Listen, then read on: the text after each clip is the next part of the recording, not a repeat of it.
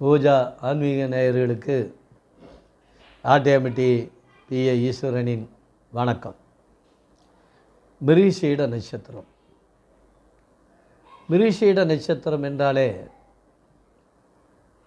நமக்கு சந்திர பகவானை குறிக்கும். அதிதேவதை சந்திர பகவான். இந்த நட்சத்திரத்தில் பிறந்தால் அந்த நட்சத்திரக்காரருடைய தாய் தந்தைகள் இனம் மாறி ஜாதி மாறி திருமணம் நடந்திருக்க வேண்டும், அல்லது அவங்க குடும்ப வகையறாவில் அந்த ஜாதி மாறி திருமணம் நடந்திருக்கும். ஒரு சில வீட்டில் காதல் திருமணம் நடந்திருக்கும். இந்த மிருகசீட நட்சத்திரம் யார் பிறந்திருந்தாலும் இந்த நிகழ்ச்சி அங்கே அந்த குடும்பத்தில் நடந்திருக்கும். இந்த நட்சத்திரத்தில் நமக்கு முடிஞ்ச அளவுக்கு கொஞ்சம் சிரமப்பட வேண்டிய சூழ்நிலைகள் வரும். ஆரம்பத்தில் மிக சிறப்பாக இருப்பார்கள். சரியாக இருப்பதற்கு நல்ல நிலையில் நல்ல முறையில் வருவதற்கு வாய்ப்புண்டு. இந்த நட்சத்திரம் மிக நல்ல நட்சத்திரம் என்று சொல்லலாம். ஏன்னா சந்திர பகவான் மிருகசீட நட்சத்திரம், அதனுடைய அதிதேவதை சந்திர பகவானாக வருவதால் நமக்கு ஒன்றும் பிரச்சனை இல்லை. ஆனால் இவர்கள் இந்த காலகட்டங்களில் இவர்களுக்கு முதலில் பிறக்கிற போது செவ்வாய் திசை வரும், அதுக்கு பிறகு ராகு திசை வரும், அதன் பிறகு குரு திசை வரும், அதன் பிறகு சனி திசை வரும். இந்த மிருகசீட நட்சத்திரத்தில் பிறந்தவர்களுக்கு 4வது திசையாக சனி திசை வரும். இப்போ ஜோதிடத்தில் என்ன சொல்லப்பட்டிருக்கிறது என்றால், ஒருத்தருக்கு 3வது திசை நீச திசை நடந்தால் சிறப்பில்லை என்று சொல்லியிருக்கிறார்கள். அதே போல் 5வது திசை செவ்வாய் திசை வந்தால் அவ்வளவு சிறப்பு இருக்காது என்று சொல்லியிருக்கிறார்கள். 4வது திசை சனி திசை வந்தால் அவ்வளவு சிறப்பு இருக்காது என்று சொல்லியிருக்கிறார்கள். குரு திசை 6வது திசையாக வந்தால் சிறப்பு இருக்காது என்றும், 7வது ராகு திசை வந்தால் சிறப்பு இருக்காது என்று சொல்லியிருக்கார்கள். இப்போ ஒருத்தருக்கு 7வது ராகு திசை வருவது என்பது காலம் கடந்து வயது கடந்து வரக்கூடிய காலம். நாம் அதை பற்றி பெருசாக பிரபலமாக எடுத்துக்கொள்ள வேண்டிய அவசியம் கிடையாது. ஆனால் இந்த மிருகசீட நட்சத்திரவர்களுக்கு 4வது சனி திசை வரும். வருகிற பொழுது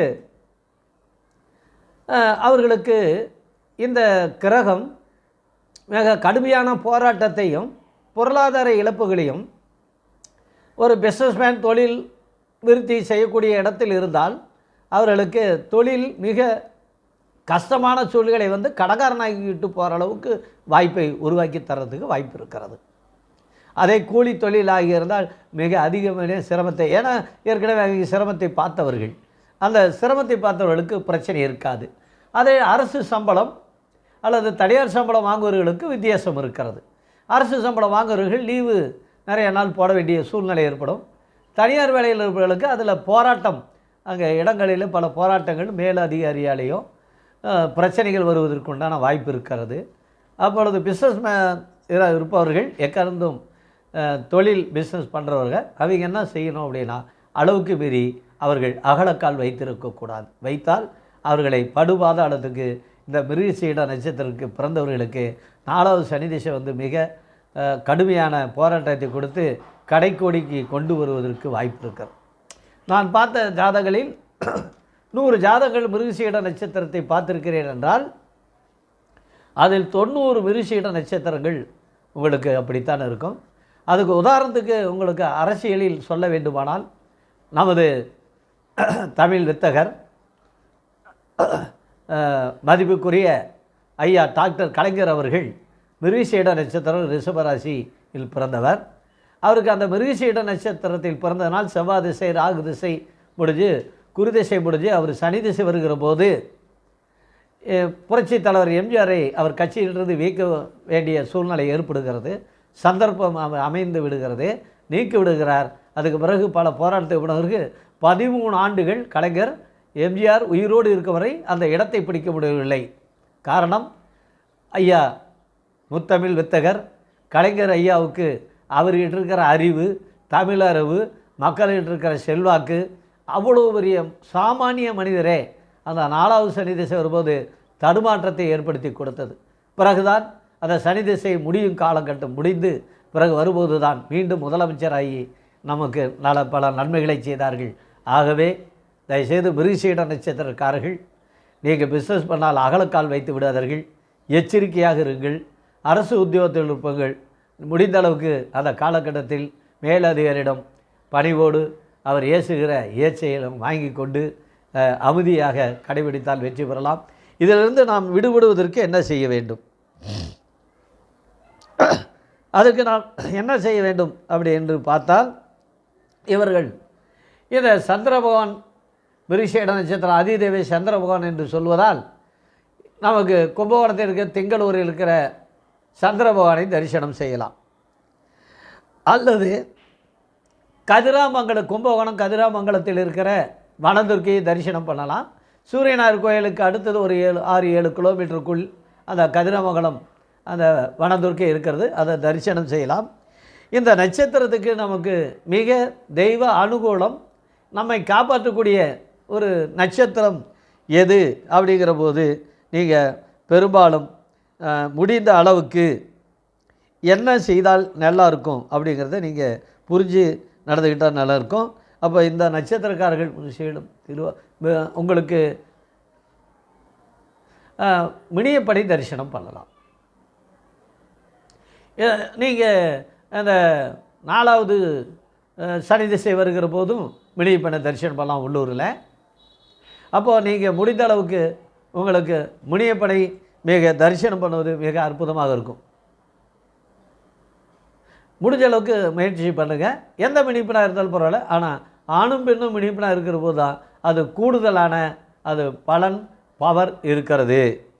அதுக்கு அடுத்ததாக ஒரு நோய் நொடி பிரச்சனைகள் ப்ராப்ளங்கள் இதெல்லாம் நமக்கு வருது, அந்த மாதிரி இருந்ததுன்னா நான் என்ன செய்தால் நல்லாயிருக்கும், எப்படி செஞ்சால் நல்லாயிருக்கும் அப்படின்னு கேட்டிங்கன்னா, இப்போ வன்னியர் குலதெய்வமாக ஐயனாரப்பன் இருப்பார்.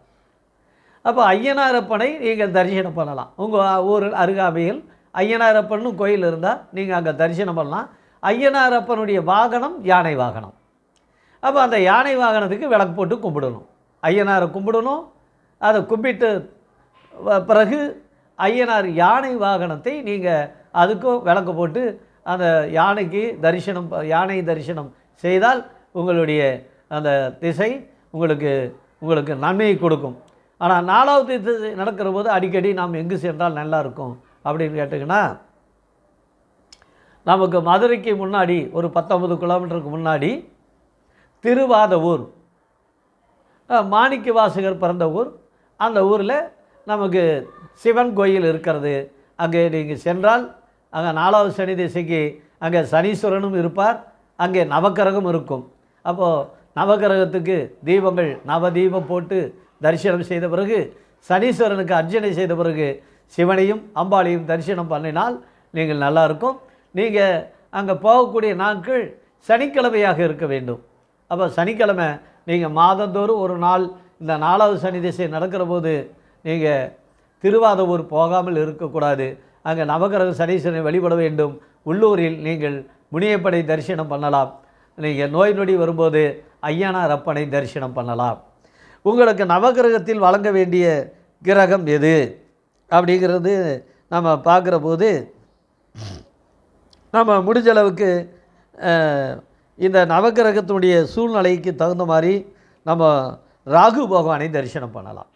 நவகிரகத்தில் நீங்கள் உள்ளூரில் தரிசனம் பண்ணால் அந்த ராகு பகவானுக்கு தீபம் ஏற்றலாம். அந்த தீபம் ஏற்றிங்கன்னா நல்லாயிருக்கும். அதை முடிஞ்ச அளவுக்கு செல்லுங்க. உங்களுக்கு முடிஞ்ச அளவுக்கு இந்த மாதிரி ஒரு திசை புத்தி நடந்தது அப்படின்னா வருடம் ஒரு முறை நீங்கள் செல்லக்கூடிய கோயில் அது. இந்த மிருகசீட நட்சத்திரம் பிறந்தால் அவர்கள் வருடம் ஒரு முறை போகக்கூடிய கோயில் சித்திரையில் வரும் சுக்லபட்சம் திருதிகை திதி அன்று சந்திர பகவானை நீங்கள் வழிபாடு செய்தால் மிக சிறப்பாக இருக்கும். மனம் செம்மையாகும். உங்களுடைய முயற்சி வெற்றி பெறும். பொருளாதாரத்தில் தடுமாற்றங்கள் இல்லாமல் நீங்கள் வாழ்க்கையில் முன்னேறலாம். இந்த மிருகசீட நட்சத்திரம் பிறந்தவர்களுக்கு இந்த நண்பர்கள் அப்படின்னு போனால் பெண் நண்பர்கள் அப்படின்னு சொல்லி பார்க்குற போது ஹேமலதா, பவித்ரா, சுசீலா, சீதா மதியழகி அப்படிங்கிற உங்கள் உறவினர் சொந்தக்காரர் வீட்டில் இருக்கிற பெண்கள் பேரோ அல்லது உங்களுடைய பழக்க வழக்கத்தில் இருக்கிற வட்டாரத்திலோ இந்த பெயருடையவர்கள் இருப்பார்கள். அவர்களோடு நீங்கள் தொடர்பு வைத்துக்கொள்ளும் போது மிக சிறப்பாக இருக்கும். ஆண் நண்பர்களாக இருந்தால் ஆனந்தன், அமுதன், நமக்கு பாலசண்முகம், சந்திரன், சந்திரசேகரன், ரவிவர்மன், வர்தனன், மதியழகன், மதிவாணன் இந்த மாதிரி பெயருடையவர்கள் இருந்தால் நீங்கள் அவர்கிட்ட தொடர்பு வச்சுக்கலாம். நீங்கள் முடிஞ்சால் செல்லில் கூட பேசிக்கலாம். நீங்கள் நேரிலேயே பார்த்து பேசுகிறதால உங்களுக்கு பிரச்சனை என்று வரும்போது இவரிடம் கலந்துரையாடினால் உங்களுக்கு அந்த மன சலிப்பு போகும், உங்களுக்கு துன்பம் போகும், துயரம் போகும். ஆகவே நீங்கள் இந்த கோயிலெல்லாம் தரிசனம் பண்ணுகிற போது இந்த 4வது சனி திசையை நீங்கள் வெற்றி பெற முடியும். வாழ்க வளமுடன்.